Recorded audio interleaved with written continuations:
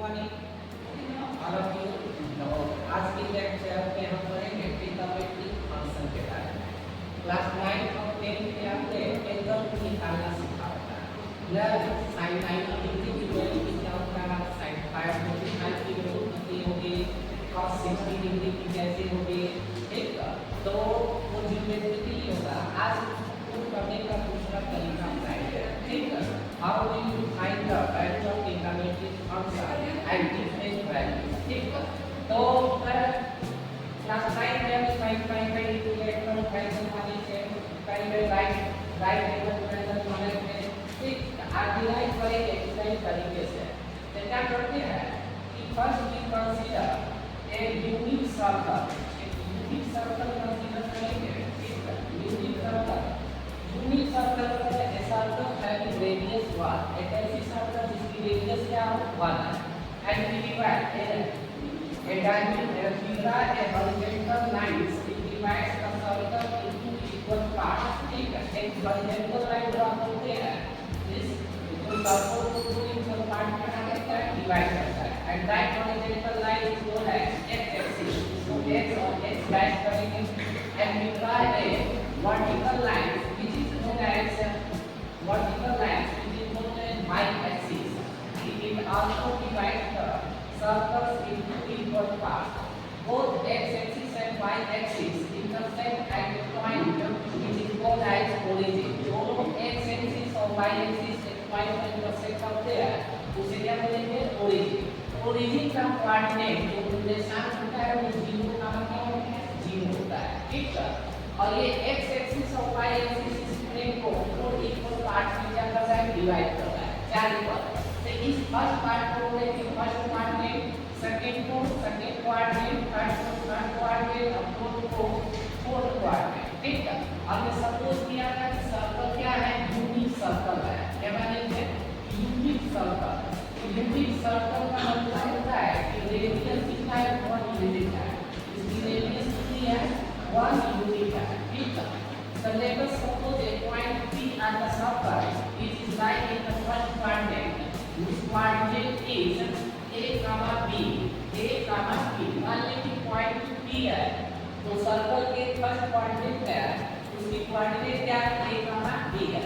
a को बोलते हैं अब्सिसा, a को क्या बोलते हैं, अब्सिसा, और अब्सिसा, ठीक है, अब्सिसा बोलते हैं। अब y कोऑर्डिनेट को बोलते हैं ऑर्डिनेट, y कोऑर्डिनेट को क्या बोलते हैं, ऑर्डिनेट। ये 0 है, ये 1 यूनिट का है, ये क्या है, रेडियस है 1 यूनिट।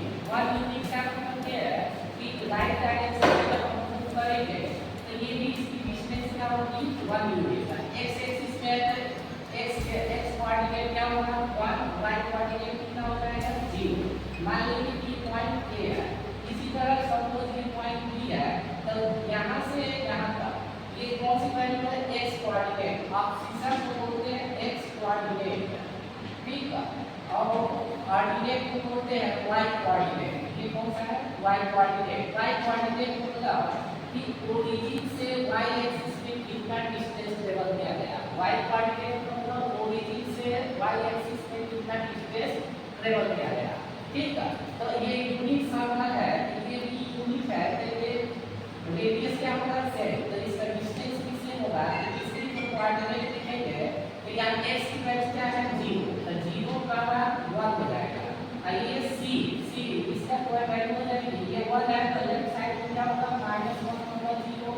और ये d में कितना होगा, 0 का -1, 0 का -1। इसमें कुछ फिजिक्स का पार्ट निकालेंगे। जैसे मान लीजिए radius OP is making an angle theta, मान लें कि रेडियस जो OP है एंगल थीटा बना रहा है, ठीक है। इसको काट कर यहाँ लिखते हैं, ठीक है। यहाँ से क्या करते हैं, draw a perpendicular TN on the OA, ठीक है, draw a perpendicular TN on OA, ध्यान दीजिए। जैसे कि ये एक x एक्सिस है, ये P पॉइंट है, ये पॉइंट क्या है, P है, ये O है, यहाँ से हम एक परपेंडिकुलर ड्रा कर दिया N, ये लाइन ये पॉइंट A है, ठीक। ये एंगल क्या बनाना है, थीटा, ये एंगल क्या बनाना है, थीटा।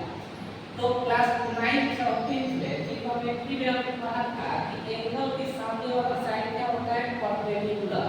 अगर एंगल ये है तो ये वाला साइड क्या होगा, परपेंडिकुलर। और परपेंडिकुलर इस बात से ये परपेंडिकुलर है और 90 डिग्री के सामने वाला क्या होगा, हाइपोटेन्यूज। ये परपेंडिकुलर, ये हाइपोटेन्यूज, ये कितना हो जाएगा, बेस। ये कितना हो जाएगा, बेस।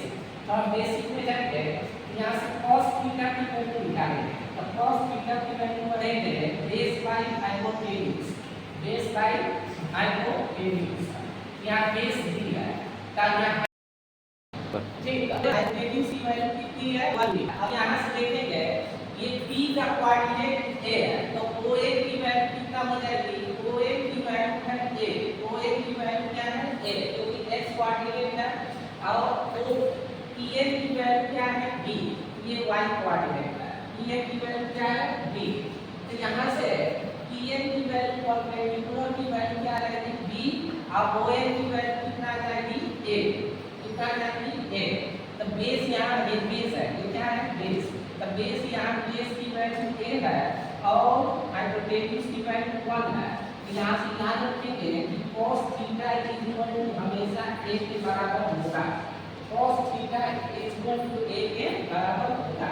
और दूसरे में देखेंगे कि sin थीटा हम लोग कर चुके थे कि perpendicular upon hypotenuse, perpendicular upon hypotenuse. तो परपेंडिकुलर की वैल्यू कितनी है, b है, हाइपोटेन्यूज की वैल्यू कितना है, 1 है। तो यहाँ से sin थीटा की वैल्यू कितना आ जाएगी, b। ये जनरलाइज फार्मूला है, ये क्या है, जनरलाइज। अब देखेंगे अलग-अलग थीटा की वैल्यू का अलग-अलग ट्रिग्नोमेट्रिक वैल्यू कितना होगा।